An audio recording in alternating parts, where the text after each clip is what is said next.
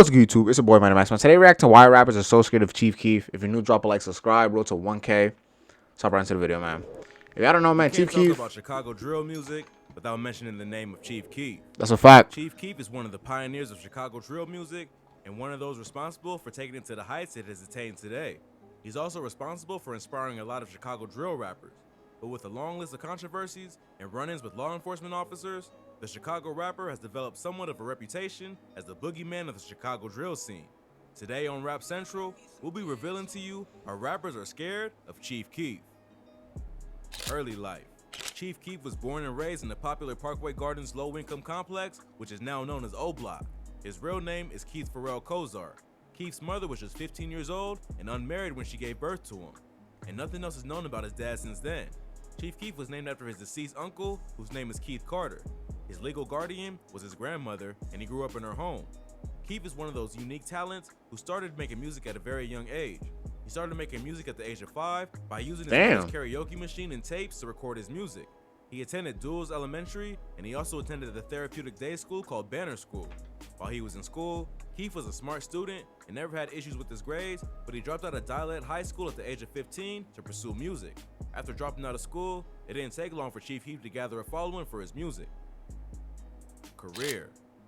Chief Keef's That's crazy though. The nigga dropped out at 15 and his life, like, well, exactly how he planned that out to be. Like, isn't that crazy how some people's lives, like they speak some shit into existence? Like, that nigga wanted to be a rapper, dropped out, like, didn't give a fuck, and he did that. And there's a lot of people that do the same shit and don't get what they want. So, like, it's insane. Nigga was destined to be a rapper. Continued after he dropped out of high school.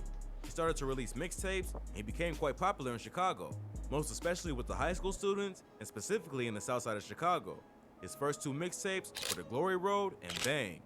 Glory Road was released in July 2011, and the mixtape had 11 songs and featured artists such as Lil Reese, Fredo Santana, Gil Marley, etc. The second mixtape, Bang, was released in October 2011. Bang was a 16-track mixtape, and these 2 mixtapes are part of the albums that laid the foundation for the Chicago drill music we know today. However, Keef was also a very aggressive teenager and always got into trouble with the law.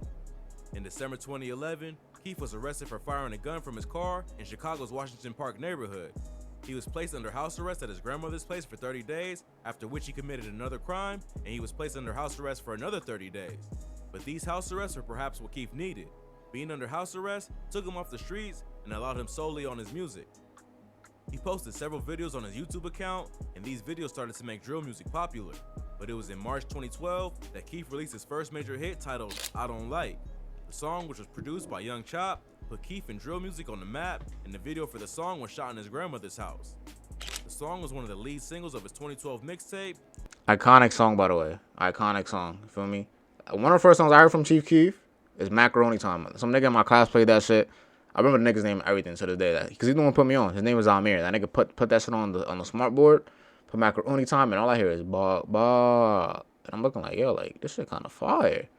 And after that, I just Googled that nigga. And the rest is history. My nigga became my favorite rapper off that, bro. Back from the Dead. I Don't Like caught the attention of the entire rap industry, and the song was quite successful on the charts. It peaked at number 73 on the Billboard Hot 100, 20 on the R&B hip-hop chart, and number 15 on the rap song chart. The song became even bigger when Kanye West made a remix of it with Pusha T, Jadakiss, and Big Sean. With the remix from Kanye, Chief Keef shot from being a local rap star to one that was the subject of a bidding war between Young Jeezy, CTE World, and Interscope Records.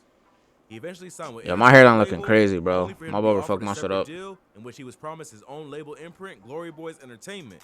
The deal was reportedly worth $6 million over a 3-album layout. He signed the deal and released his debut album, Finally Rich, in December 2012.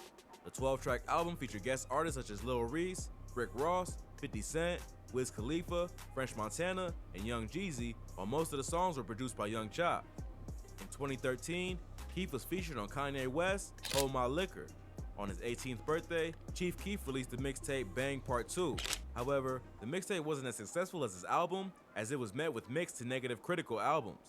Still in 2013, he released another mixtape called Almighty Sosa, but the 15-track mixtape was also met with mixed reviews. Keef later stated that he was all haters, by the way, because those 2 albums, well, mixtapes, is fucking fire, my nigga. Go bump them shit. Bang Part 2 and Almighty Sosa is a fucking legendary music, my nigga. Disappointed in both projects and blamed his lean addiction and bad mixing as factors for the quality of the music. During this period, Keef announced various projects such as Bang 3, Mansion Music, and Thought Breakers, but none of these mixtapes were released because of various run-ins with the law. Thought Breaker came out. He was eventually dropped by Interscope Records in Oh, October probably back then it was 2014. supposed to come out.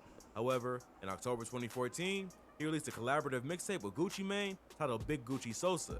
The 12-track mixtape was successful, and he released Back from the Dead 2 in November 2014. Also fire. Keef produced 16 of the 20 songs on the mixtape himself, and the mixtape was just as successful as Big Gucci Sosa. Since then, Keef had released other albums and mixtapes such as Sorry for the Wait, Nobody, 2017, and Glowtoven. However, Chief Keef has not reached the heights that his talent is capable of, and this is because of his gang affiliations and frequent run-ins with the law. That's not This it. is why most rappers are scared of Chief Keef. However, before we delve into that, don't forget to like this video and subscribe to the channel for more videos like this one. Bro, honestly, bro, I feel like this nigga Chief Keef is being blackballed, bro. It's not about the gangs and none of that, because nigga Lil Durk is one of the best rappers right now, right? He's always had the talent. He just blew up now, because, you know what I mean? Like, I've been listening to Lil Durk since 2012 as well. Like, that nigga always had made bangers and shit.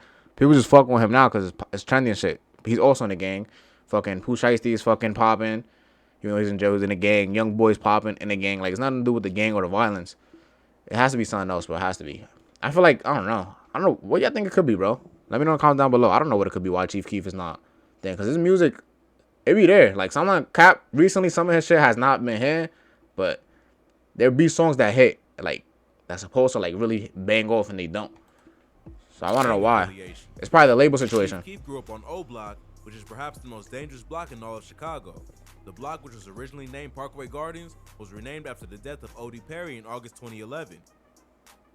20-year-old Perry was a member of the Black Disciples, who are the dominant gang of O Block. Chief Keef is another member of the Black Disciples. The gang, which was founded over 50 years ago, is known for criminal activities such as arms trafficking, theft, illegal gambling, kidnapping, extortion, racketeering, burglary, money laundering, The fuck murder, is this? drug trafficking, etc. What makes Chief Keef stand out and one of the major That was the reasons that shittiest rappers home are invasion scared of him ever. is because of the violent things that Keef raps about in his songs actually happened, and some of them are even things that he allegedly did. Chief Keef caught his first offense when he was 15 years old, at the same time when his music career started. He was accused of trying to deliver heroin near a school, park, or public housing. However, since he was only a minor at the time, he was not found guilty of the charges. Rather, he was found delinquent of the charges and sentenced to a home arrest, which he served in his grandmother's home. And as we mentioned earlier, it was also at this time that Keef had time to work on his music. Chief Keef was again arrested on the 2nd of December 2011 for a situation that many fans believe is the reason why rappers are scared of Chief Keef. On this day, Chief Keef allegedly and almost single-handedly took on the police. I remember that. He shot at the police. Shots being fired on the 6100 block of Indiana Avenue. Officers arrived and saw Chief Keef working out of his grandma's apartment. He was seen holding a coat over his hand that was in front of his waistband. When the police approached and tried to question Keef, he didn't cooperate. Instead, he flashed a handgun and took to his heels. The officers chased after Keef, after which he then stopped and pointed the gun at the police officers. Although he didn't shoot, pointing the gun at the police officer suggests and shows just how dangerous Chief Keef is. This incident made the policemen draw out their guns and shoot at him, but they missed. After which Keef started running. Luckily again. they He was missed. eventually caught, and according to the policeman, Keef had dropped his gun. When the gun was recovered, it was found loaded. He was held at the Cook County Juvenile Detention Center for a while before he was eventually sentenced to another house arrest. Keef was again arrested a few months later. This time, Cop, bro, you gotta be a wild nigga to point a loaded gun at cops, man. Like, bro, kids get shot. Well, there's a kid that got shot for having a toy gun. I forgot the kid's name. Let me know in the comments down below. He had a toy gun and a cop shot him because he thought it was a real gun. I don't know. There's too much controversy around that, but he got shot for having a toy gun, which is not even a real gun. That nigga Chief Keef pointed a real loaded gun with real bullets, my nigga, at several cops and survived that shit. This nigga, that's how you know nigga didn't care about life back then. I hope that's not the case now, but shit. Yo, my hairline is crazy, bro. he was It's really arrested crazy, for my violating nigga. his probation, which he got for unlawful possession of a firearm. He violated his probation by visiting a gun range for a music video, and as a result, Keef was sentenced to 60 days in juvenile detention. 3 months later after his arrest, Chief Keef was arrested again, this time in Atlanta. He was arrested for disorderly conduct after a security guard in the Lead Meridian Atlanta Premier Hotel called the police and reported that Keef was smoking weed. Chief Keef has also been arrested in Chicago on various occasions for possession of drugs and also for driving under the influence. After he was arrested again in March 2014, he was charged with DUI, driving with a suspended license, and also for having no proof of insurance. He was released after posting his $300 bail. However, Only $300 for that? Returned to court for his case, Chief Keef fled Chicago and moved to LA for good. It's been stated that the moment he returns to Chicago, he'll be arrested for his case and also because he's been banned from the city by its mayor. Another major reason why rappers are scared of Chief Keef is because of the death of Lil Jojo. Lil Jojo was involved in a feud with Chief Keef, his fellow rapper Lil Reese, and other members of his Glow gang. Lil Jojo also made fire music. R.I.P. R.I.P. Lil Jojo. And Tony Keef and his other rappers. Jojo had also aimed a couple of Twitter messages at Chief Keef and Lil Reese. Lil Reese then released a video of his own in which he threatened to kill Jojo. A few days later, the 18-year-old Lil Jojo was killed while riding a bike. Fans are speculating that Lil Jojo was killed by Chief Keef. Nah. Fans believe that the death of Lil Jojo is the major reason why rappers are scared of Chief Keef, as this incident shows that Chief Keef is allegedly capable of killing rival rappers. Now, after leaving Chicago, Chief Keef stayed out of trouble for almost 3 years until he was arrested in Miami Beach, Florida, when cops picked him up for DUI charges. The cops also revealed that over 6 drugs were also found in his system. Drugs such as morphine, promethazine, hydromorphone, norcodeine, codeine, hydrocodone, etc. were found in his system. He was sentenced to probation and 5 hours of community service. He was arrested again on January 26, 2017, when his home was raided by the police for his alleged connection in the violent home invasion of his former producer. I remember that. He beat the shit out of his producer. The producer was reportedly and stole his shit too. Home. The producer accused Chief Keef and his friends of breaking into his home and holding him hostage with an AK-47. The case was thrown out after that's some movie shit. Nigga pulled out an AK-47. the producer himself was sentenced to 10 years in prison for charges of human trafficking, pimping, and weapon possession. Wait, Made who? This incident more for charge of Chief Keef and his friends of breaking into his home and holding him hostage with an AK-47. However, the case was thrown out after the producer himself was sentenced to 10 years in prison for charges of human trafficking, pimping, and weapon possession. What made this incident more interesting is the fact that a witness who had agreed to testify against Chief Keef went missing before the trial. And with witnesses going missing, no rapper wants to mess with that.